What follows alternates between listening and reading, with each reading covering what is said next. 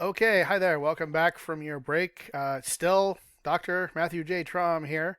Um, we were wrapping up. In fact, we did wrap up this design for manual assembly slide. So let's just jump back into it.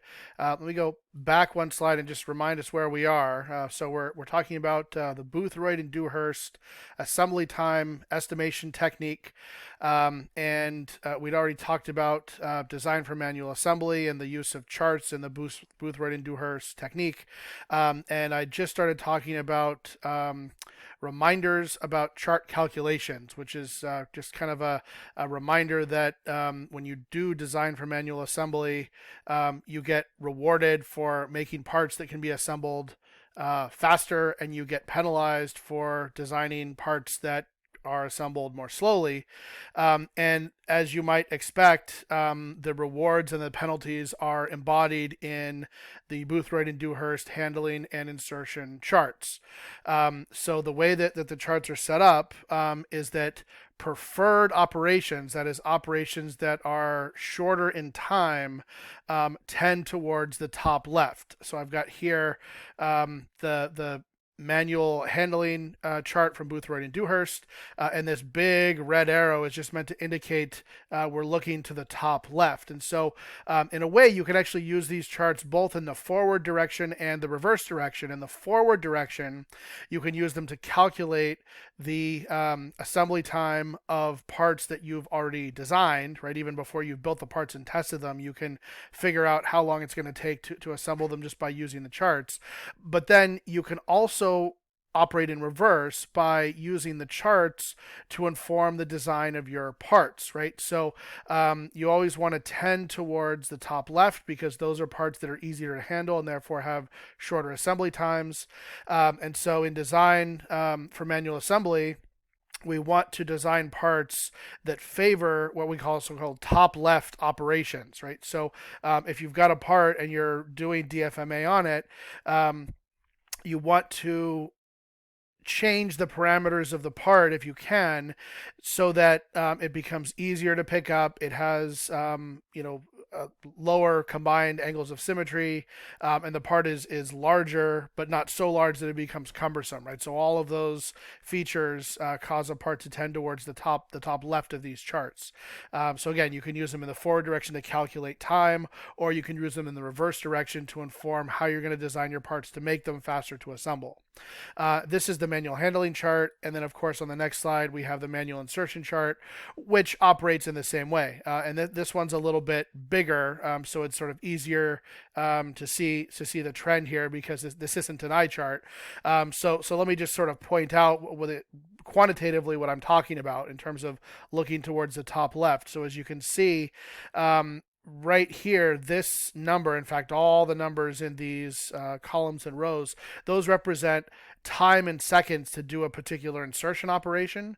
And so up here in the very top left corner, that's 1.5 seconds, right? So that corresponds to basically the fastest time to do an insertion process on the chart. And so if you can develop a part that has a manual insertion process that follows all of these requirements, so no holding down required after assembly, easy to align, and no resistance to insertion, and then a part and the associated tool can be easily reached, those correspond to the fastest assembly time, for at least for manual insertion of that particular part.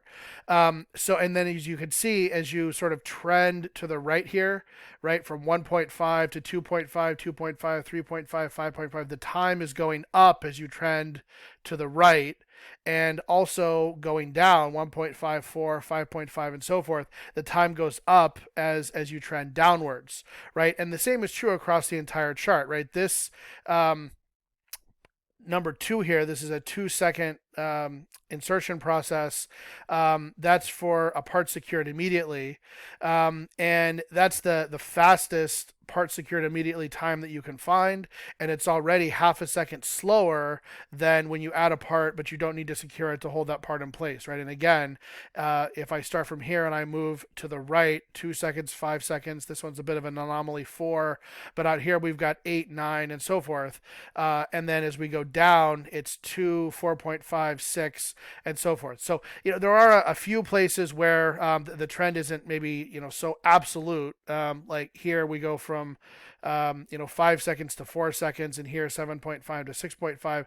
But in general, as you go to the right and as you go down, the processes become longer and are therefore less desirable from an assembly point of view, from a time to assemble point of view. So that's what I mean from a quantitative perspective by trying to favor parts and processes that are on the top left of these charts. Okay, so let's move on to the next topic, which is design for manual assembly tips. So these are just kind of a series of drawings that describe how you might take advantage of this top left trend in reducing assembly time. So if you have a part, how might you redesign the part so that it is faster to assemble and therefore the overall assembly is less expensive to produce. So the first one is designers should attempt to avoid parts that are difficult to pick up for various reasons, because they're small, slippery, delicate, flexible, stick together, very large, or are hazardous to the handler. So parts that are sharp, hot, acidic. And the reason for this is very small parts, slippery parts. You can see in the pictures, they're just hard to pick up, right? So small that you can't get your fingers around them, or slippery, so if you pick them up, they fall away, or sharp, so if you try to pick them up, you get injured, and so you have to take a lot of care in picking up those parts. And where we see that on the charts is here, right? So in the very top of the chart, there are these two sort of binary decisions. Parts are easy to grasp and manipulate, or parts present handling difficulties, right? So parts that are easy to grasp and manipulate are parts that are easy to grab and easy to hold on to, and parts that present handling difficulties, well, those are parts that are slippery or sharp, or otherwise difficult to pick up. So you can see already, just by making a part that's difficult to pick up, you're moving to the right side of this chart. And as we remember before, you want to be on the top left. Those are the fast processes, and as you move to the right, the processes become more time consuming, right? So that's that one. Moving on, we want to try for symmetry whenever possible, end-to-end symmetry or rotational symmetry, and we'll see the reason for this later, but it works out that the lower the angles of symmetry, the faster the processes are, and we'll see that here. It's a little bit hard to see, but and we'll talk about angles of symmetry in great detail later, but here I'm just adding two angles of symmetry together, and you can see less than 360, between 360 and 540, between 540 and 720, and greater than 720, and so the more symmetry you have in your part, the more different ways the part can fit into the subassembly without causing a problem, the lower that sum of symmetry angles is, and therefore the farther you are up and to the left, well, at least up on the chart, right? So you're up here if your sum of angles of symmetry is lower. So you want to make the part symmetrical if ever possible. However, on the flip side, if there is some slight asymmetry that you cannot avoid, right? So in this figure, we've got 4 holes, and they're drilled in just such a way that this part isn't completely rotationally symmetrical. You want to go grossly asymmetric, right? And the reason for that is because an assembler is going to have to spend brain cycles, right, looking at this part to try to figure out how to orient it correctly, because these holes look almost symmetrical, but they're very slightly slightly not. And if you were to set this part up the wrong way and then try to assemble other pieces on top of it, you would mess up and you'd have to take the whole thing apart and start over again. So if you're forced to do this because of some other feature that you need in the part, it's very advantageous to make the part grossly asymmetrical, so pronounced asymmetry, so that the assembler doesn't have to think about what orientation the part needs to be in to move forward with the assembly process. So that's symmetry.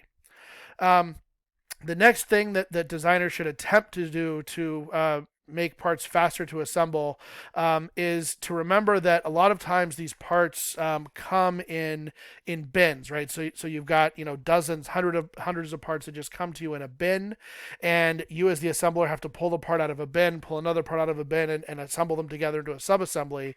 And because the parts come in bins, if they have features that cause them to jam together or cause them to tangle, then the assembler has to use two hands to pull the pieces apart to then put them in the subassembly, and that takes time, right? Extra time. So you want to provide features that prevent the jamming of parts that would tend to nest or stack together. So we have a glass-shaped thing here, and if you imagine a few of these, they would all nest together and they basically get stuck together, and then you'd have to pull them apart, and that would be time consuming. And so it looks like, at least for this part, the inside surface is not critical, and so the designer has intentionally put in this little post here. And so if you had multiple cups with these little posts and they tried to all stack together as they were in this bin being delivered to the assembler, they wouldn't jam together because the post would prevent one from really tightly seating in the next one, and so forth.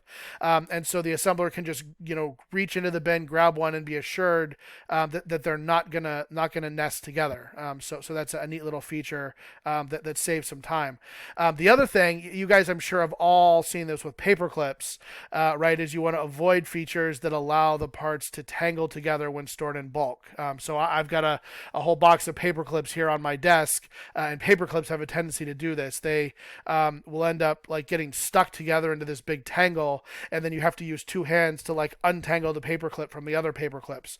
And the same is true for C-shaped rings and other parts that have little gaps in them, right? So if you had a C clamp or C ring like this, and you had a bunch of them in a bin and you delivered the bin to the assembler, chances are that as they got mixed through the bin, they would get interlocked and they would tangle up. And so this designer has changed this part ever so slightly to make that gap thinner than the thickness of this ring, and so multiple rings stored together in a bin cannot tangle with each other because one can't get interlocked with the other one. So just sort of little subtle features that change how parts behave when they're in bins to prevent the assembler from having to use two hands to get it apart.